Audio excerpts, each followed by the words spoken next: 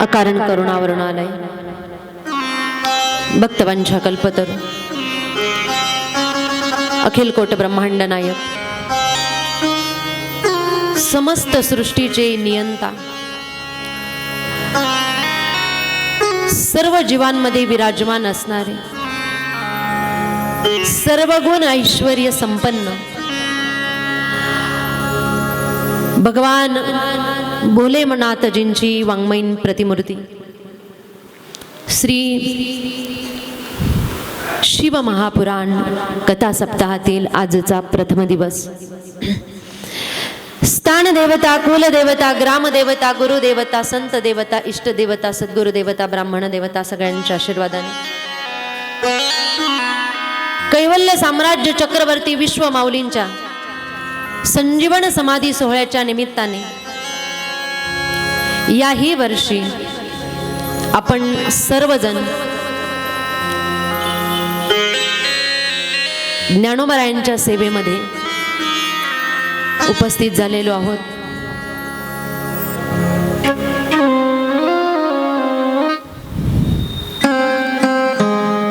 परम महावैष्णव ज्ञानोबरायांची असीम कृपा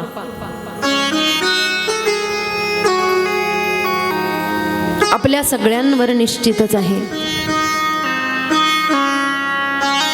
या अलंकापुरीमध्ये गेल्या 14 वर्षापासून राहत असताना संजीवन समाधी सोहळ्याच्या निमित्ताने ज्ञानोबरायांची कथारूपी सेवा करत असताना हे 10वं वर्ष. गेल्या 9 वर्षामध्ये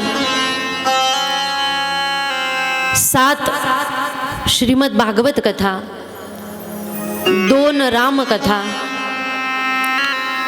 महाराजांची 1, माझ्या 2 आणि त्याच्यानंतर या वर्षी श्री शिव महापुराण कथेच्या माध्यमातून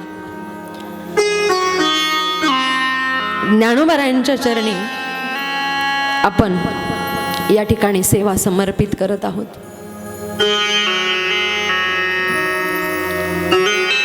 परम भाग्यवान आहोत आपण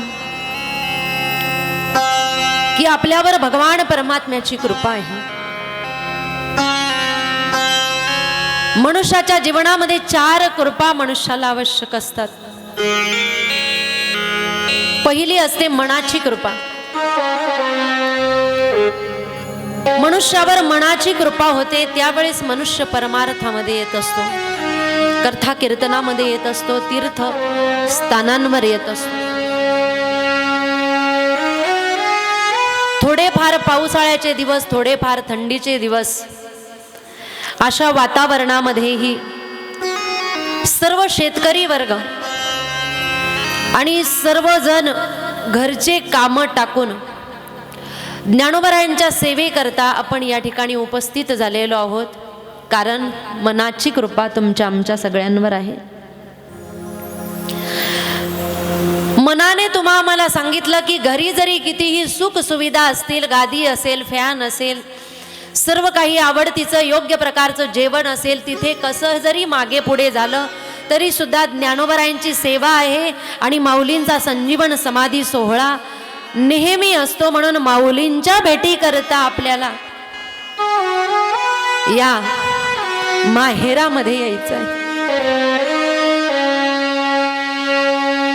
ज्ञानोबरायांची ही भूमी म्हणजे माहेर आहे, भक्तांचं माहेर आहे. त्या ठिकाणी पंढरीश पांडुरंग परमात्मा उभा आहे, तो पित्याच्या रूपाने उभा आहे. परंतु या ठिकाणी ज्ञानोबराय मातृरूपाने बसलेले आहेत. कारण संत महात्म्यांचं हृदय कसं असतं, एका आईचं जसं हृदय असतं तसं संत महात्म्यांचं. कदाचित तुमच्या आमच्याकडून कधीही पाप कर्म घडलेले असतील, आमच्याकडूनही चुका घडलेल्या असतील,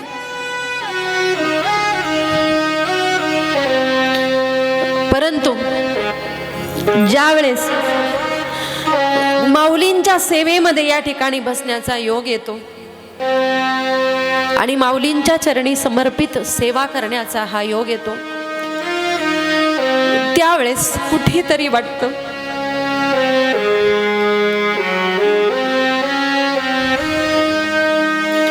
की माऊलींनी आपले सर्व दोष पोटात घातलेले आहेत.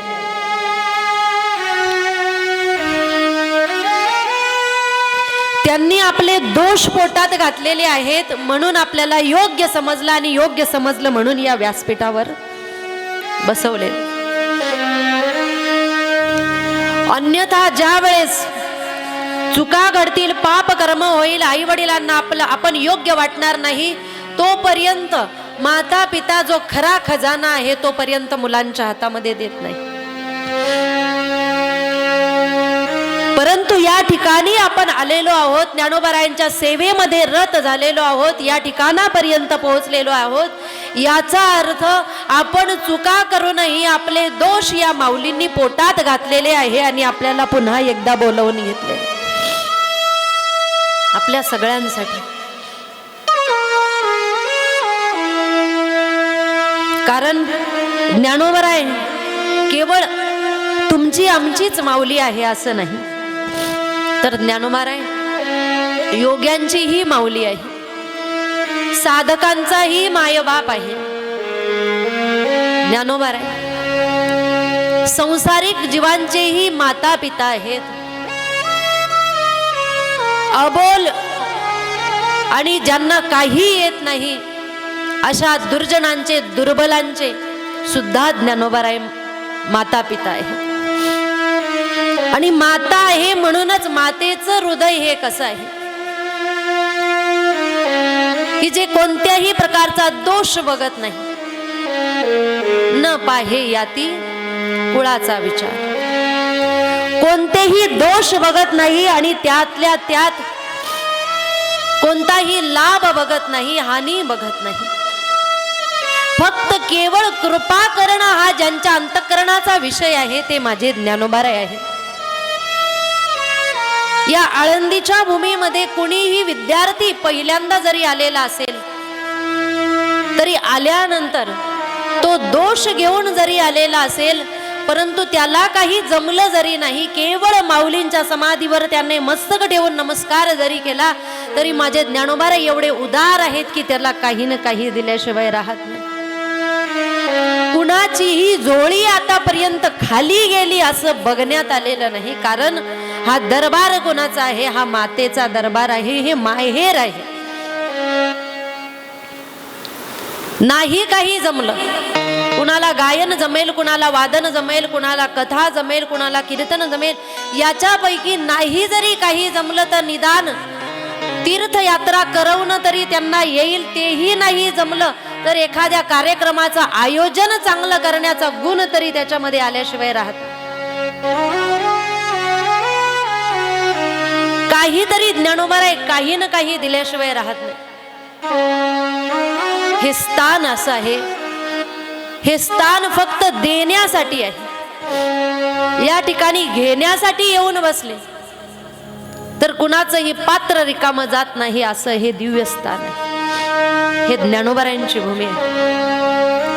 आणि अशा भूमीमध्ये ज्ञानोबारायांची भेट घेत असताना ज्ञानोबारायांच्या सोहळ्यासाठी उपस्थित होत असताना यावर्षी नवीन कथाभाग म्हणून भगवान सिद्धेश्वराची सेवा ही आपल्याकडून घडावी म्हणून भगवान महादेवाची सेवा घडण्यासाठी जो विषय ज्ञानोबारायांचा अतिशय हृदयस्थ विषय आहे. ज्ञानोबारायांचा विषय कोणता आहे?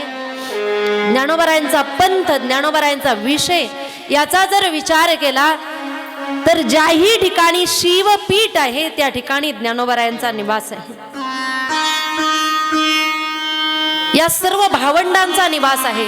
निवृत्तीनाथ महाराज असतील, सोपानदेव असतील, ज्ञानोबाराय असतील, मुक्ताई असेल, ज्या ठिकाणी शिवपीठ आहे त्या ठिकाणी या भावंडांनी निवास केलेला आहे. आणि ज्ञानोबरायांचे गुरु जे आहेत ते सुद्धा महादेव आहेत. सदाशिवाचा अवतार स्वामी निवृत्तीदाता. ज्ञानोबरायांचे जे गुरु आहेत त्यांच्या सेवेसाठी जे सिद्धेश्वर रूप आहे, जे शिवरूप आहे, त्यांच्या सेवेसाठी यावर्षी आपण शिव महापुराण ही कथा या ठिकाणी करत आहोत. ज्ञानोबरायांचा सगळ्यात आवडतीचा जर विषय कोणता असेल तर तो विषय आहे गुरु भक्ती आणि गुरुसेवा. ज्ञानोबराय गुरूंच्या चरणांना आपल्या हृदयामध्ये विराजमान करतायत आणि गुरु कृपा प्राप्त केल्यानंतर जगात उद्धाराचं कार्य करतायत. आता हृदय हे आपुले चौफाळून यामले वरी बैसवू पाऊले श्री गुरूंचे. त्यांनी आपल्या हृदयामध्ये सद्गुरूंच्या चरणांना विराजमान केलं आणि मग नंतर गुरु कृपेचा आशीर्वाद म्हणून जगत कल्याणासाठी ज्ञानेश्वरी, जगत कल्याणासाठी अभंग, जगत कल्याणासाठी 65 हे सर्व जगत कल्याणासाठी तुमच्या आमच्यासाठी हा ठेवा ठेवलेला आहे. म्हणून जो ज्ञानोबरायांचा आवडीचा आणि हृदयस्थ विषय आहे तो आहे शिव. आणि त्या शिव तत्वापर्यंत पोहोचण्यासाठी आपण यावर्षी शिव महापुराण कथा श्रवण करणार आहोत. शिव महापुराणाचे लेखक आहेत वेद